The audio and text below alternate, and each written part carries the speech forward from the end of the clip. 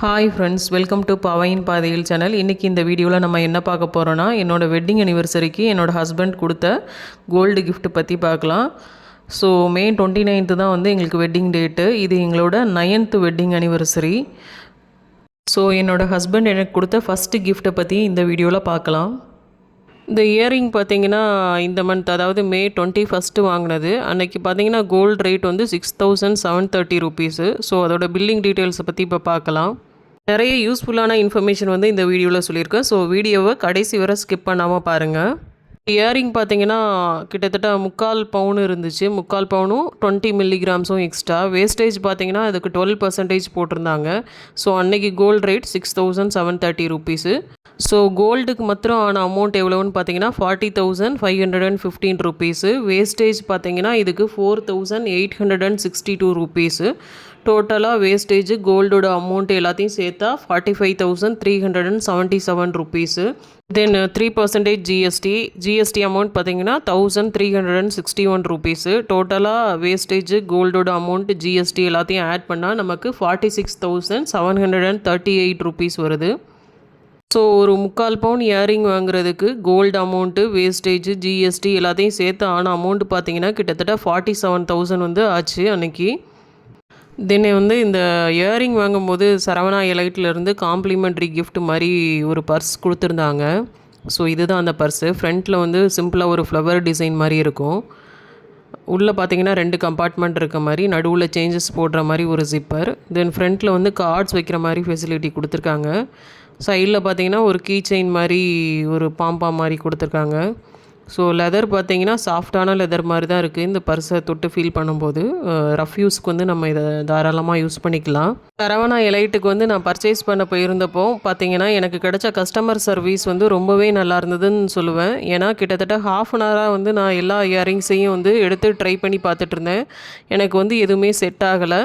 அங்கேருந்து sales person பார்த்தீங்கன்னா கொஞ்சம் கூட முகம் சுளிக்காமல் ரொம்ப பொறுமையாக வந்து எல்லா ட்ரையும் வந்து எடுத்து காமிச்சிட்டு இருந்தார். ஸோ ஃபைனலாக நான் செலக்ட் பண்ண இயரிங் வந்து இதுதான். டேக்கில் பார்த்தீங்கன்னா தெரியும், ஆல்ரெடி நான் சொன்ன மாதிரி இந்த இயரிங் வந்து 6 கிராம்ஸும் 20 மில்லிகிராம்ஸும் இருக்குது. வேஸ்டேஜ் வந்து 12%. ஆக்சுவலாக அன்றைக்கி நான் போயிருந்தப்போ பார்த்தீங்கன்னா சான்பலி டிசைனில் தான் வந்து இயரிங் வாங்கணும்னு நினச்சிட்டு போயிருந்தேன். பட் வந்து எதுவும் என்னோடய ஃபேஸுக்கு வந்து செட் ஆகலை. ஸோ ஃபைனலாக நான் சூஸ் பண்ண இயரிங் வந்து இதுதான். இயரிங் கீழே பார்த்தீங்கன்னா சின்னதாக ஒரு ஹேங்கிங் இருக்கும். ஒரு ஃப்ளவர் மாதிரி வச்சு அதுக்கு கீழே வந்து ஒரு பால் மாதிரி ஒரு ஹேங்கிங் கொடுத்துருக்காங்க. தென் அதுக்கு மேலே பார்த்தீங்கன்னா அந்த ரவுண்டாக இருக்க அந்த ஹேங்கிங்கில் பார்த்தீங்கன்னா அவுட்டர் லேயரில் வந்து ஒரு சைடு ஃபுல்லாக ஆஃப் த சைடு வந்து இந்த மாங்காய் டிசைன் மாதிரியும், ரிமைனிங் ஹாஃபில் வந்து அரும்பரும்பாக இருக்க மாதிரி டிசைன் கொடுத்துருப்பாங்க. சென்டரில் வந்து ஒரு ஃப்ளவரு, அதுக்கு மேலே சைடில் வந்து ஒரு டிசைன் கொடுத்துருக்காங்க. மாங்காய் மாதிரியும் லீஃப் பேட்டர்ன் மாதிரி இருக்குதுன்னு சொல்லலாம். அந்த ஃப்ளவரை சுற்றி சின்னதாக அரும்பரும்பாக ஃபுல்லாக டிசைன் பண்ணியிருப்பாங்க. மேலே அதே மாதிரி பார்த்தீங்கன்னா 2 கார்னர்லேயும் ஒரு லீஃப் டிசைன் மாதிரி கொடுத்துருக்காங்க. டாப்பில் அந்த காது கிட்ட போடுற அந்த ஸ்டட்டு மாதிரி இருக்குது பார்த்தீங்கன்னா ஆஸ் யூஷுவல் நார்மல் டிசைன் தான் சொல்லுவேன். இந்த இயரிங் தான் வந்து என்னோடய ஃபேஸ் கட்டுக்கு வந்து நல்லா சூட் ஆச்சு. ஸோ அதனால தான் இதை ஃபைனலைஸ் பண்ணேன்.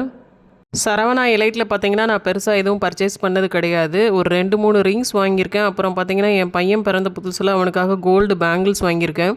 அதுக்கப்புறம் பர்ச்சேஸ் பண்ணுறது வந்து இப்போ தான்.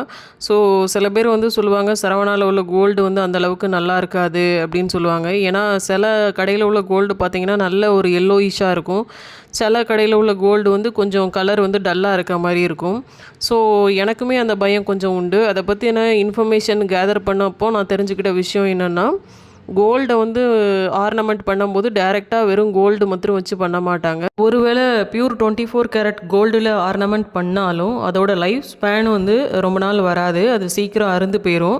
அதனால் வந்து கோல்டு கூட காப்பர் இல்லை வந்து சில்வர் இல்லை ஜிங்க்கு இல்லை வேறு சம் மெட்டீரியல்ஸ் கூட சேர்த்து தான் பண்ணுவாங்க. அப்படி வந்து காப்பர் வந்து கோல்டு கூட சேர்த்து பண்ணும்போது அந்த தங்கம் பார்த்திங்கன்னா நல்ல ஒரு டார்க் எல்லோயிஷ் ஷேடில், அதாவது தகன்னு இருக்க மாதிரி இருக்கும். இதே இது வந்து சில்வர் சேர்த்து பண்ணும்போது கொஞ்சம் அந்த ஷேடு பார்த்திங்கன்னா ஒரு மாதிரி வெளிர்ன மஞ்சள் மாதிரி தான் இருக்கும்.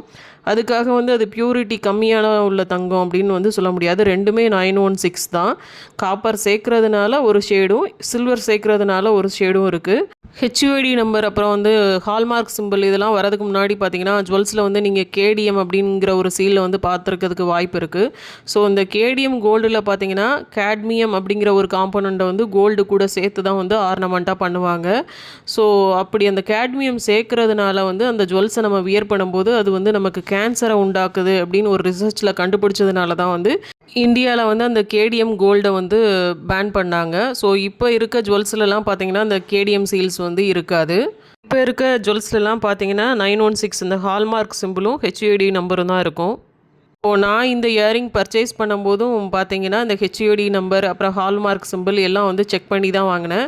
அது எனக்கு விசிபிளாக தெரியல அப்படின்னு சொன்னதுக்கப்புறம் கூட அந்த சேல்ஸ் பர்சன் வந்து அந்த லென்ஸ் மாதிரி எடுத்துகிட்டு வந்து கொடுத்து எனக்கு ஜூம் பண்ணி காமிச்சார். ஸோ அதெல்லாம் நான் வந்து செக் பண்ணி தான் வாங்கினேன். இந்த கம்மலோட ஸ்டெம்பில் பார்த்தீங்கன்னா வந்து இந்த ஹெச்யூஐடி நம்பர் போட்டிருந்தாங்க. அப்புறம் ஹால்மார்க் சிம்பிள் அந்த கம்மலோட திருக்கில் அஸ் வெல் அஸ் அந்த கம்மல்லையும் வந்து போட்டிருந்தது. ஸோ நீங்களும் வந்து எந்த கடையில் ஜுவல்ஸ் பர்ச்சேஸ் பண்ணாலும் அந்த 916 ஹால்மார்க் சிம்பிள் அப்புறம் வந்து அந்த ஹெச்ஐடி நம்பர் இதெல்லாம் வந்து செக் பண்ணியே வாங்குங்க. இந்த வீடியோ உங்களுக்கு பிடிச்சிருந்தா ப்ளீஸ் லைக் பண்ணுங்கள், ஷேர் பண்ணுங்கள் அண்ட் சப்ஸ்கிரைப் பண்ணுங்கள். Stay tune, see you soon in another video. Thank you.